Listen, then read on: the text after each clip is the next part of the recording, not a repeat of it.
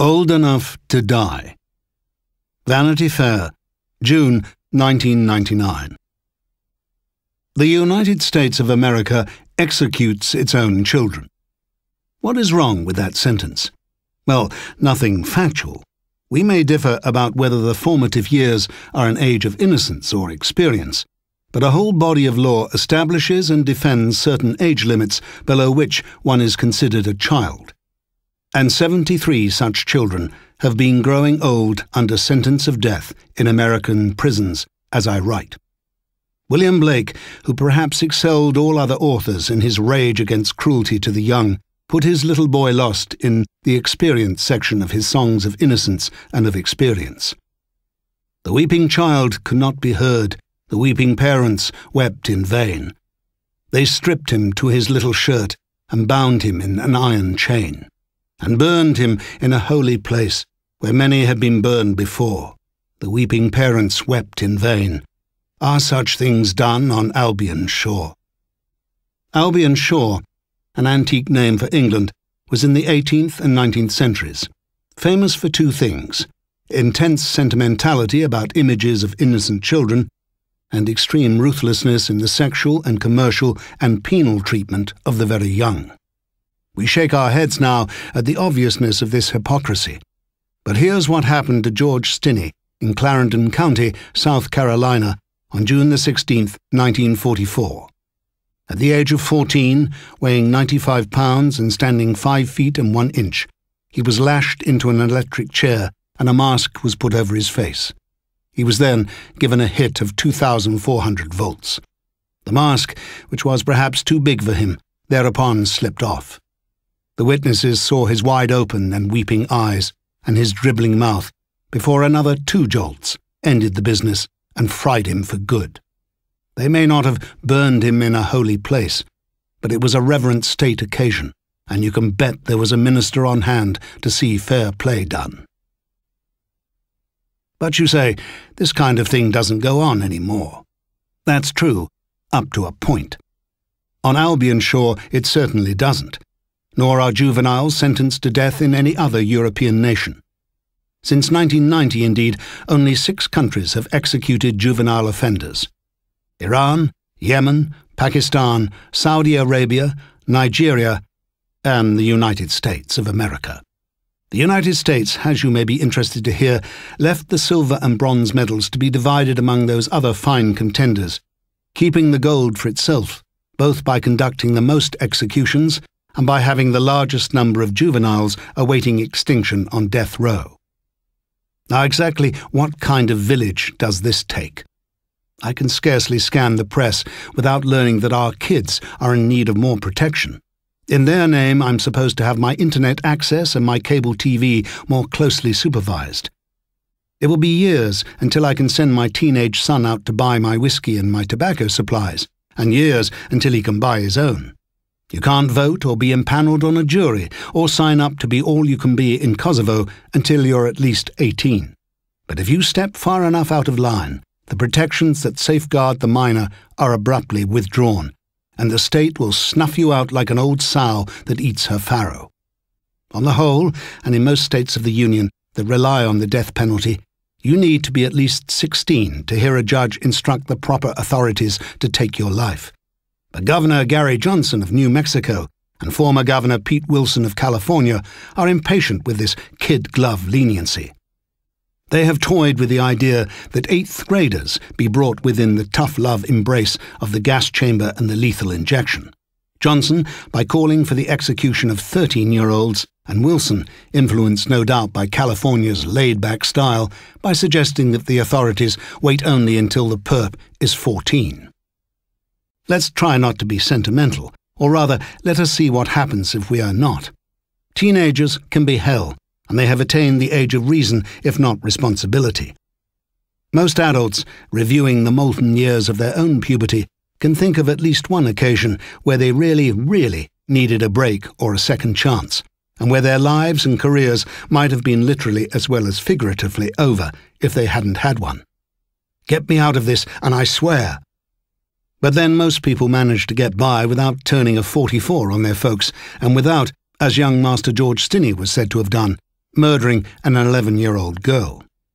Sean Sellers, the condemned American youth most recently executed for crimes committed when he was 16, was a bad poster boy for any cause. The state of Oklahoma killed him last February the 4th for the casual murder of a store clerk and the deliberate slaying of his mother and stepfather. He never seriously pretended to be innocent. Indeed, he was engaged at the time in a supposedly satanic effort to violate all of the 10 Commandments. While on death row, he additionally failed to get my personal vote by professing ostentatious reborn Christian evangelism, and by featuring on a website devoted to redemption through fundamentalist writings and a comic book. However, you do not lose any, let alone all, of your civil rights by opting for either yucky cults or sickly religiosity. Where would we be if you did? And the question for me became, as I went into the case, was this boy gravely sick or not?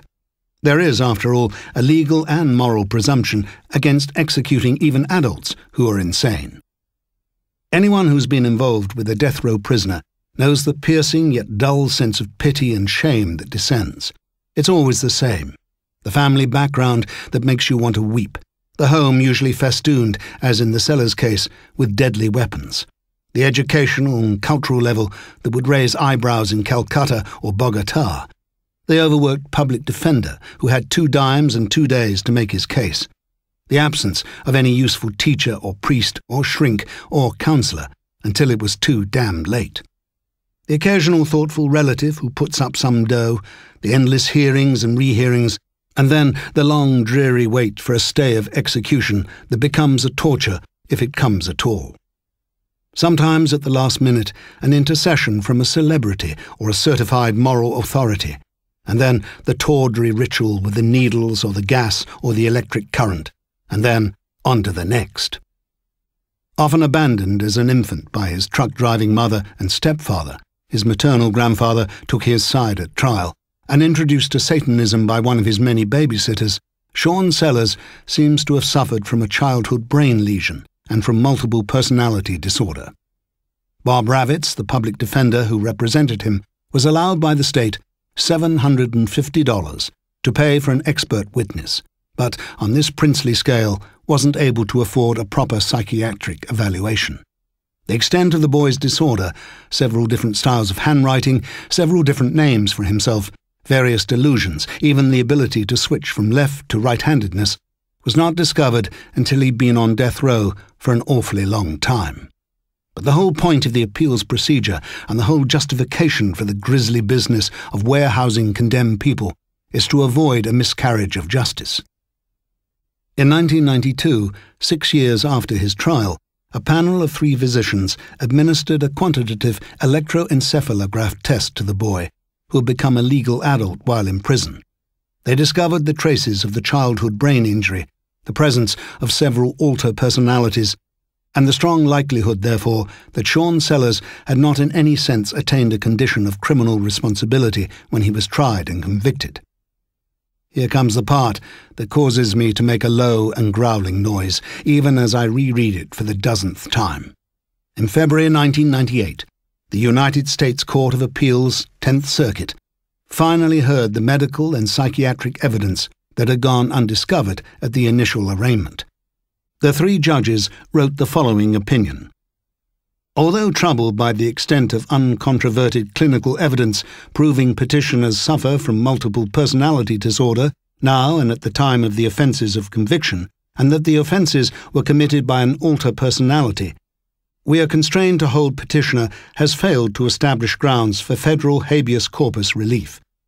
Even though his illness is such that he may be able to prove his factual innocence of those crimes, we believe that he must be left to the avenue of executive clemency to pursue that claim.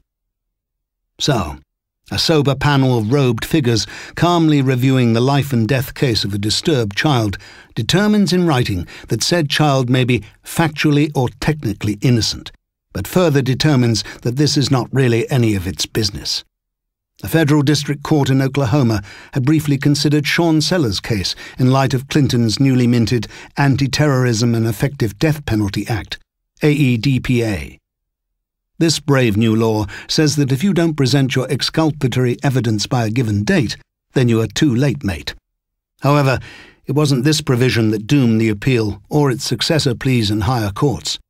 The controlling legal authority here is the decision of the Rehnquist Supreme Court in 1993 known as Herrera versus Collins, where it was boldly stated that the execution of an innocent person is not necessarily a violation of federal constitutional protections.